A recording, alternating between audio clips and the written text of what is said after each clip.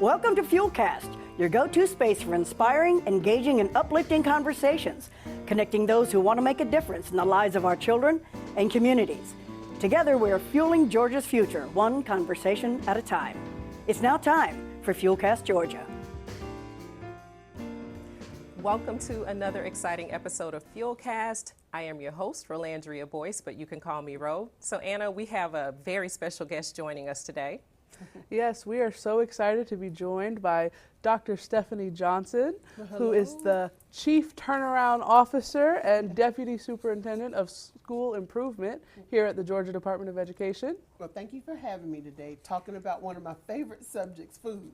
Yes. Awesome.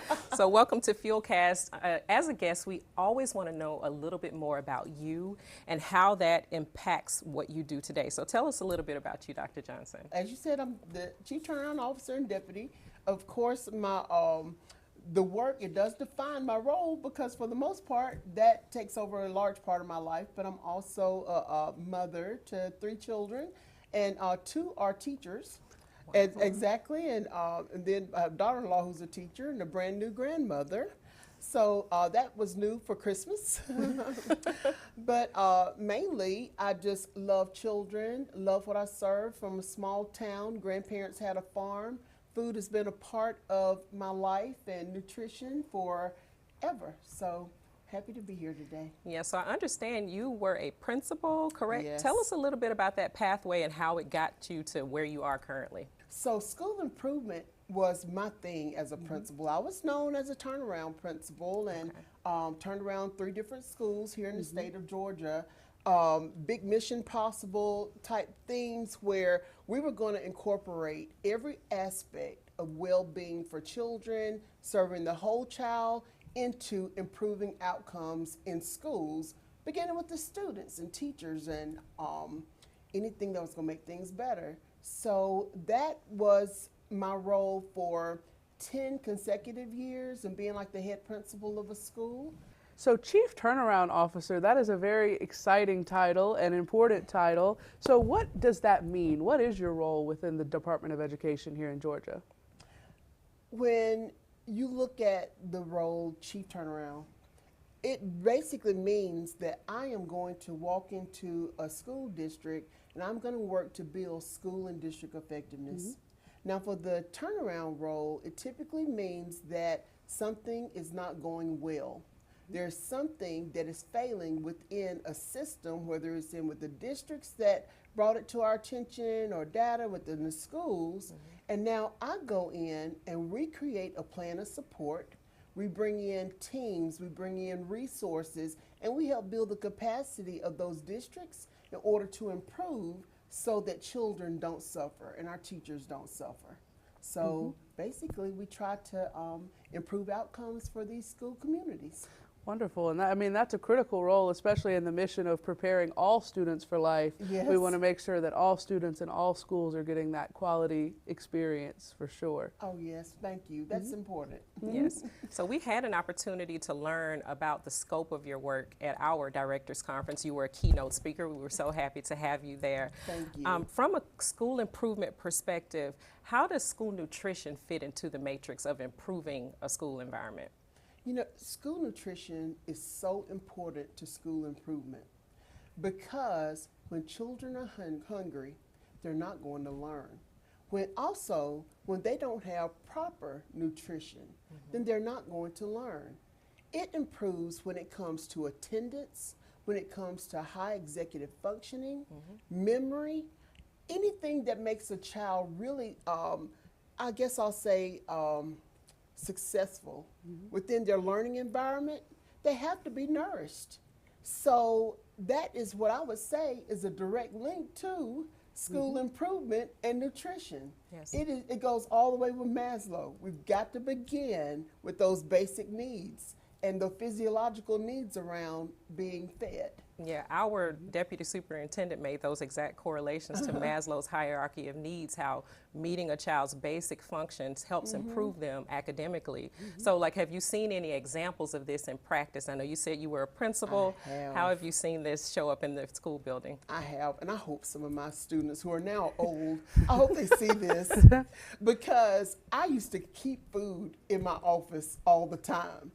And I'm gonna tell you, when children would act out, when they would come, they'd act out in line, and sometimes they might miss the bus, end up missing a meal, things like that. They get to my office, we eat, and they're fine.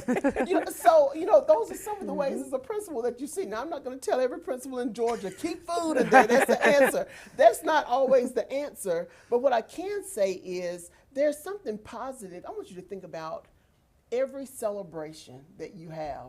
Isn't it centered really around food? You go to anybody's celebration, you go to any meal, and there's not good things there that you enjoy. I mean, if I go to any event, I'm going to tell you how good the food was before I tell you about anything else. Well, that's the way I think our children, like the first experience they have really outside their home is with food in the school. I have 3 children, Yes. a girl, 2 boys. And when they would get in that car at the end of the day, and when I'd say, how was school? The first thing they tell me was about lunch. That was where I heard either lunch was good or they didn't like the lunch. Those type things, which my sons always loved the lunch. You never had to worry about that. But I just say there's definitely a great correlation in leadership and, wanting the meals to be appreciated by the students. Absolutely, and we talk a lot about how that the cafeteria can provide that social, emotional learning space for children, an opportunity to connect with their peers and share ideas while consuming a nutritionally sound meal in the cafeteria. And one of the things that you mentioned was attendance, that school nutrition you've seen positive correlations. So in your experience as a principal and now working with schools, around the state, what have you seen as far as school nutrition correlating with attendance outcomes? Our schools that offer breakfast, lunch, snack programs, it really offers opportunity. That may be the only, I guess I'll say, nutritional meal that the children receive in a day. So I would say that it definitely correlates to attendance and positive attendance. And I guarantee you, if we do the research around this, our schools where the children are enjoying their lunches and enjoying their breakfasts more, they're showing up for school more because that meal's important to them. Absolutely. Especially in our areas that have like food deserts and such things, and children who have to come home and take care of themselves. Yes. Those types. That becomes important. It really becomes, it's a key component. I have actually traveled to other countries and visited different schools in other countries. And in other countries, many don't have this. They don't have the school nutrition programs. So I just know that in our country, we're very blessed to have school nutrition. Yes. And that our children don't have to worry during the day when they learn, and that parents, you don't have to worry when you send your children to school. And now, you would just have to see the options. Yes. Like those options are great. It is like you are in a buffet, like all the wonderful choices that they have, and they're healthy choices as well. Yes, yes. Absolutely, and I love that focus on it's not just the meal, but it's a quality school meal. Right. It is not, it's meeting those nutritional standards and exceeding it and providing a quality experience that they can take with them. Yes. Yeah, so you mentioned this already. It's almost like the perfect segue to my next question. You've been in the school environment as a leader for quite some time. What has been your observation, or what are your perceptions of school meals? How has that changed over time? I'm from the era of square pizzas and a fruit cocktail. I love those square pizzas. You mentioned how meals are so much more diverse now, so talk a little bit more about that. Now, our school lunch program in Georgia, now I can tell you, it has evolved. I still go through the cafeteria. When I go in any school district, I am going through the cafeteria because I want to see what school lunches look like for our children. Yes. They have evolved. There are multiple choices multiple options. And I'm going to throw this out at you. There was a time it seemed like every week it was the same thing. Every 2 weeks, it might be the same thing. Not anymore. What you see in restaurant options, that's what you see in schools. And they have like salad options, different vegetable options. The fruit options are beautiful, and everything is fresh. That bread is fresh. If they serve it, you know, I think about even growing up. Now, this is no knock against my parents. They were educators. Yes. But we had pretty much the same thing every week. If I tried anything that was really new, it was at school. Like the first time I tried a homemade cinnamon roll, it was at school. The first time I tried like even lasagna, because my dad didn't like pasta, it was at school. Yeah. So, you know, now I think about children when I walk in and I'm seeing like the new Asian options now. And then one day I walked into one of the schools and they had like jerk chicken and like, I'm like, it's a cultural experience. Yes. So when we say how has it evolved, it has turned into serving items that our children can select when they go into the food court kind of, except we're smart to say that it's going to be nutritionally balanced. And that you will have vegetables with this, but at the same time, your entree is going to be something that you would select anyway. Yep. I love it.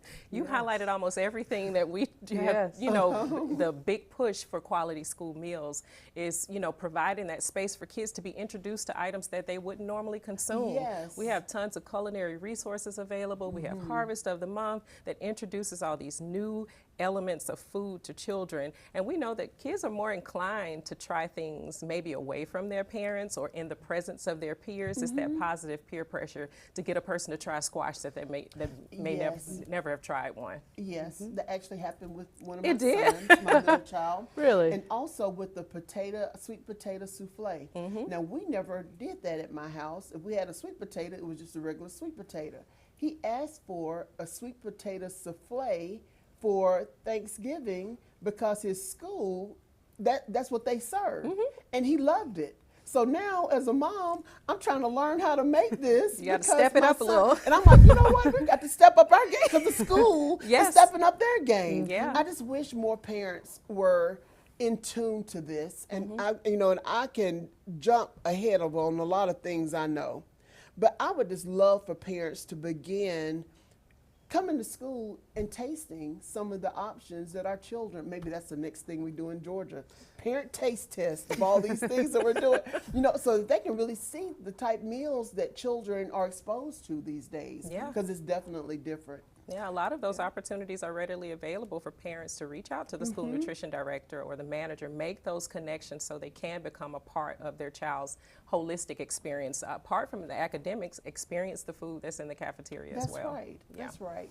Absolutely, and I love you mentioning the educational component of it, that it really is a learning experience. And the students are smart consumers. They know what they want and what they're looking for, and they can use these meals in the cafeteria as a vehicle for learning of all different kinds. And so that, you know, makes me wonder, what role do you think food-based learning opportunities like culinary programs, student chef, agriculture education, school gardens play in improving schools and in their attendance rates and all of those kind of things that you do in your daily work? And you know, I also did this when I was a principal. We had a garden on the roof. Really? In Atlanta, you know, you're landlocked. So you aren't going to have a big, but now, you know, when I go out into school districts, you know, some of them are in rural areas and they'll have their gardens and out. But we had ours on that full roof was an organic garden. Oh, and it probably still is over at Maynard Jackson High School if y'all ever want to come visit. It was a beautiful community thing. But I'll tell you what it did. It engaged children. It gave them a great after-school activity, extracurricular. We had the hydroponics as well inside the building and science. And I'm going to say this, they also did like food studies with the children. And I would watch the children growing items, growing different types of, like it wasn't just lettuce, growing different types of lettuce and sampling them to see what type of lettuce they like with their salad. And I'm like, this is like amazing. Like, you know, I grew up on iceberg. Like, you know, like that was just a different type of thing where I'm like, food means something. And now watching where schools, and this is a great, I hope every teacher is listening to me on this. When you integrate food into your lessons and you make real world connections, and you all have written the lesson plans, and you all have also provided many resources that align with the standards to say, use the food as manipulatives, use the food to make these real world connections with these stories and all of that. Children are going to remember. Yes. They're going to remember how something tasted. Was it bitter? Was it sweet? We counted out 5 carrots to do this. Those are the type, and then the teacher allowed us to eat it. You know, those things. We counted these things. Those are the type things that we can really say food ends up playing a big portion into our academics as well, or it can. Yes. You know, when we say that we want to move away from just a worksheet or a PowerPoint or something like that, let's integrate food and move that right on up DOK and the depth of knowledge into real application and allowing children to even create recipes. Yes. Like things like isn't that like the best? And you all offer those opportunities. So I just say, teachers, you know what? This is an opportunity. You love to eat. Kids love to eat. Let's incorporate it into food so we can all learn with food. Yes, absolutely. Because that's what sticks with you. I mean, I remember being in first grade, learning about how a seed turns into an apple tree, and going into a local farm and picking apples in North Georgia and coming back and testing red, yellow, green apples. Which one do you like the best? The class is doing a graph on who likes what apples. I don't remember a lot of things from first grade, but I do remember that still vividly, because it's really making those connections. And if any teachers or educators are listening to this and they want to check out some of those resources, they can find them in GaDOE Community and Inspire and on our website. So we would definitely encourage that. For sure. Yeah. I love that you highlighted that exploratory nature of learning.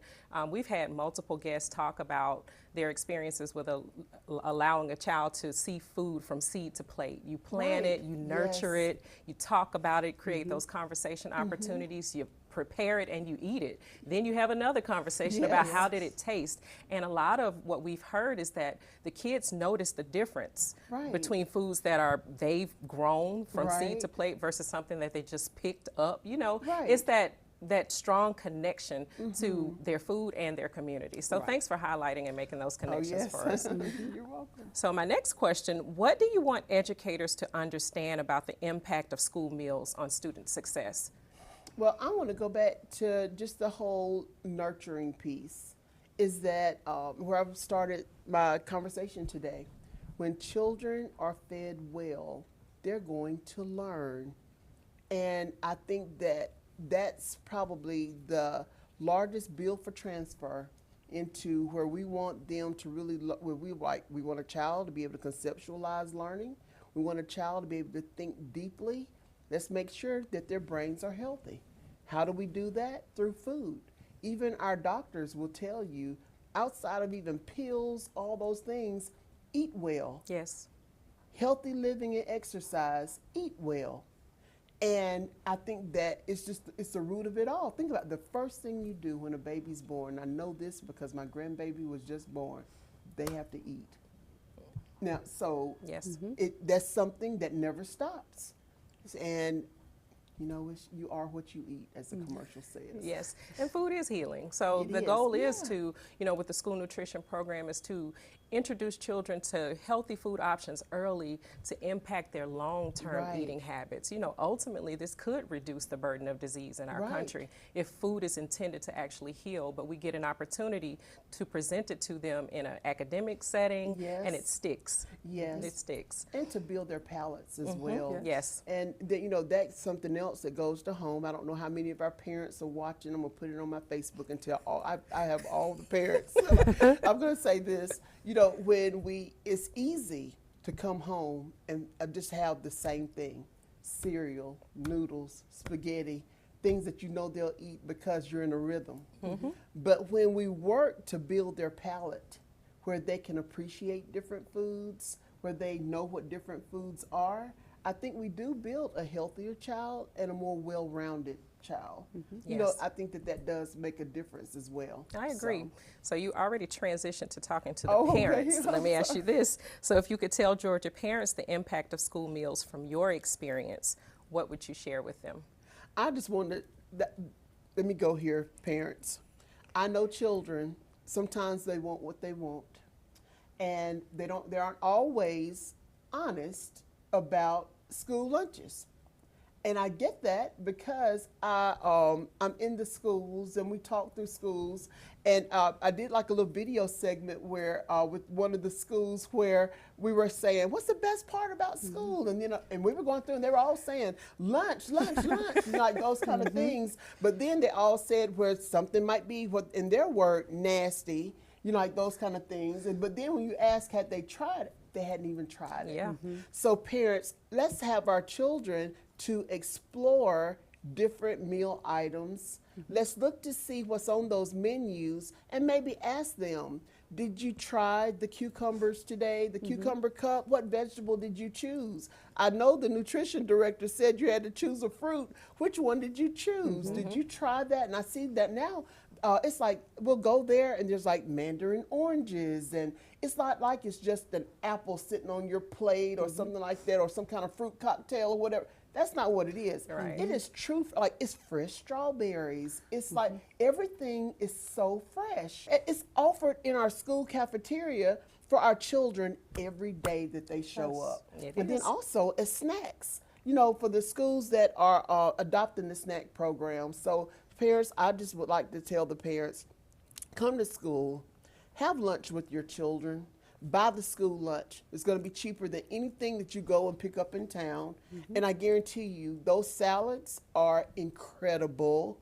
And the entrees are incredible. My favorite meal, and I've got to stay away, is the fried chicken. Like school fried chicken is the best across Georgia. I intentionally some days go on chicken day because it's good. Y'all do the best job with that chicken. But it's but I just want everyone to just understand it is not what it was back in the 70s, 80s, like when we were coming through. Some of us, I know some of you all are younger. But I'm a square pizza girl from it- back you, in the day. You are the square pizza type. So you remember that. It's not the same thing, you know, Yes. and it's not, I remember back in, and it's no offense to the ladies, because I know some of them are still living who were my school nutrition people, but where it would be like a piece of meat and it'd be poured with gravy over mashed potatoes or something like that. And, you know, of course we ate it. We were fine with that. Now it's, that meal would look so different. Yeah. And it would be very nutritious. And it would look like it's restaurant quality. It To be is. honest, that's what our school nutrition program has become, especially here in the state of Georgia. It has become a restaurant quality option that, I mean, anyone could come and pick up a school lunch and have a healthy meal. Yeah. Yes. Well, and I love that you mentioned like the fried chicken and things like that, because it really takes the thinking out of it for parents, because they may not even be aware that behind all those school meals is teams of, you know, dietitians and menu planners, and even those Thank you. items that students love and that taste good have been formulated and specifically designed to be as healthy as possible and meet those nutritional standards, so students can really get a great quality, and teachers, parents, anybody who Yes. joins, Yes. a great quality and great tasting meal that is still going to be nutritional for everything that they need. I want to tell you this.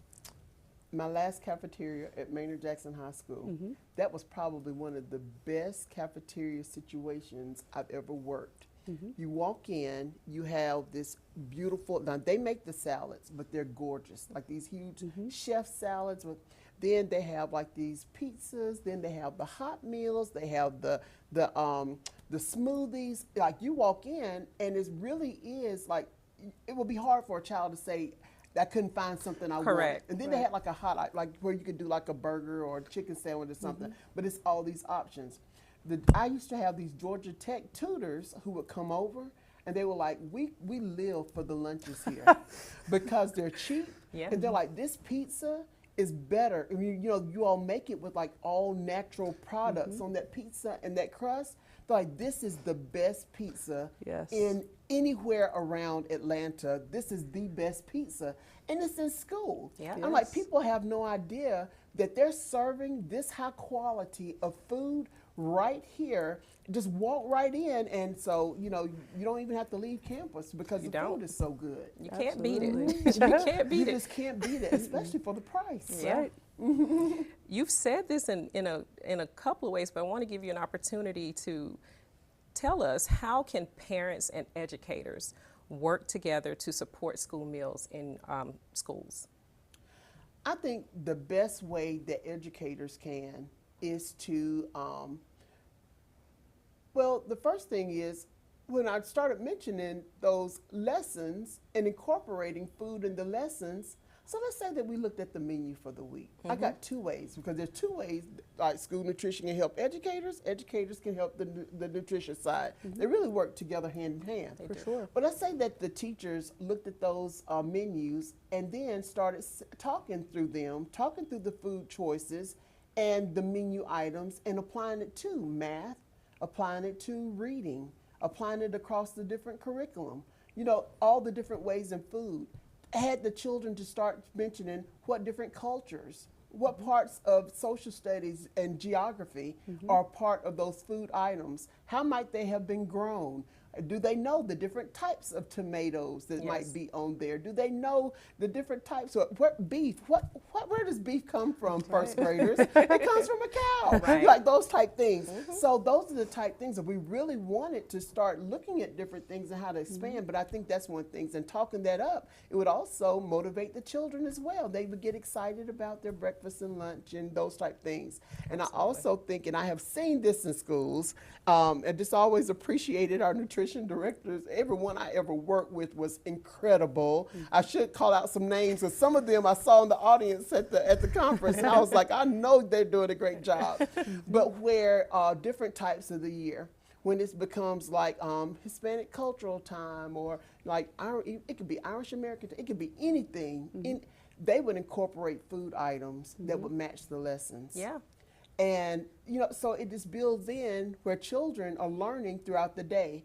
And if you ever work with me on building out these plans, working and saying, we're going to create and revitalize these school districts, we're going to make this school great, I want everything to live within learning in a school. Yes. So I believe that a child, from the moment that you walk off that bus and you walk into that school, you should begin learning with everything that you do. Yes. And so, yes, you should begin learning with your meals. You should, first of all, that they're healthy, but it's a bonus when it also transferred to what you're learning in the classroom as well. Yes. So that's where I'll say we can both help each other, the educators and the nutrition and parents. This is another important part also. For you to help with the terminology, maybe as they're talking through some of these meals and things, or saying that they might not like a certain entree or something, go through create the menu at the house. That's a great time to spend time with your children, to go through the ingredients and, and talk through why it's healthy, well, the things that you feel like may not be healthy on those things, but if it's but to be honest, if it's in Georgia, it's gonna be a healthy meal. It's a healthy you choice. all really and truly don't, you just don't do that. But I know with my boys, I used to say, you don't have to choose the pizza and the chicken nuggets every day. Choose the one of them would choose that hot meal, the one that did the sweet potato souffle. Yes. But the baby at the house is the same thing. He really only wanted pizza and chicken strips. Now that's easy for me as a mama, but I wanted his palate to be larger, so so I'd spank myself a little bit for some of those things too. So parents, I'm joining you. We're going to help all of our children to increase their palate, to understand menu items and different menu items, and to start appreciating some items that are healthy, and picking up that healthy apple, or those those grapes. You all have the biggest grapes. They're beautiful. Like all of those things. You see, I live for now. I'm like, I got to hurry up and get to school because I'm going to have lunch today. Yes, absolutely. And you're talking about those describing words. We even have some food literacy resources on our website that parents could check out that have lists of words to teach their their children how to talk about food, what they do or don't like about it, and that way they can, describe it and be increasing their vocabulary and their literacy at the same time. I love it that you said that, because that vocabulary is a really big piece. Absolutely. It really, really is. What don't you like about it, or what do you like about it, and how specific can we get? And that way, maybe it's not that you don't like sweet potatoes, it's you don't like how it was prepared, because you have the words to describe what that means. Yes. I love that, making them become critical thinkers. Yes. Which is what we want the education experience to be. Yes. So Dr. Johnson, what would you say about the value that school nutrition professionals bring to the academic environment? So school nutrition directors, I want to just tell you how much we value your work as an educator. I want you to think about this, because in my responses today, I talked a lot about the role of parents in educating their children and working with children around nutrition. We talked also to educators and talking through lesson plans and, and the importance of when children are fed, then they're going to learn. But none of this happens without your effort. And to anyone on this podcast who's watching, I just want everybody to always remember, you never forget your history. I want you all to remember our school nutrition workers who were on that front line the first day of that pandemic, when everyone else got to go home and they had to go to those schools, prepare those meals, figure out how children were going to continue to get fed during this whole pandemic. They're out there. I want you to also think about during the summer months, when they're working to get these meals to kids, because they want kids to still be fed and continue to have nutritious meals during the summer months. Just because school is not in, it doesn't mean that their brains don't need to be fed around with positive and healthy, nutritious meals. And then here's the other piece. Right now, we're gearing up for EOCs. We're moving into second semester. EOCs will be coming. Every school that we're working in right now is creating like these meals where they're like, okay, we working with the nutrition directors. The week of testing, we want to make sure every child is getting the breakfast. We want to make sure every child is getting the lunch. Every child is getting the snack. We also want this for all the tutorials, all the remediation that's going on right now. Everybody focus. The first thing I want you to hear me say, we're focusing on what you do every day. You're preparing these meals. Should we be like this every day? Yes. But it seems like during high urgency times, we depend on you like firefighters. We do. Yes. And we expect you to put that fire out, but it's the fire of nutrition and things that the rest of us just can't do. So thank you for doing what you do. Hats off to you. And maybe in retirement, some of you will come to my house and teach me how to cook some of these meals. That is my goal in retirement, is to learn how to cook, to come off the road, stop having to eat out and go. Now I do get to eat in the schools every now and then, but I'm like, I want to learn how to cook it myself.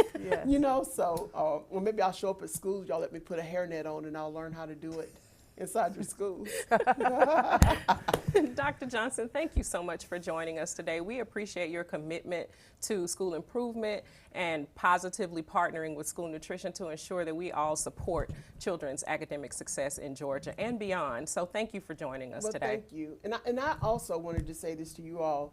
Thank you all for just understanding how nutrition is a part of school improvement. That's big to me too. That you all even understand what your role is in helping our children here in Georgia to learn. So thank you. You're welcome. It's a true collaboration. Yes, it is. Thank you. Thank you so much. Want to learn more about school meals in Georgia? Here are 4 easy ways to stay in the know. Learn what's on the menu in your student's school. Follow your local school nutrition team on their social media accounts. Go eat a meal with your student in their school cafeteria. And as always, connect with us, the Georgia Department of Education School Nutrition Division, to know what's going on statewide. You can connect with us via Facebook, Instagram, Twitter, or LinkedIn with the hashtag FuelingGA. You can also email us at fuelingga@GaDOE.org. Until next time, the Georgia Department of Education School Nutrition Division is fueling Georgia's future with excellence, one quality school meal at a time. Thanks for joining us on FuelCast Georgia. Want more of Georgia School Nutrition? Connect with us on social media using hashtag FuelingGA and subscribe wherever you get your podcasts. We're here every month with new engaging guests and inspiring stories. Have questions or ideas for future topics? Email us at fuelingga@gadoe.org. Until next time, the Georgia Department of Education School Nutrition Division is fueling Georgia's future with excellence, one school meal at a time.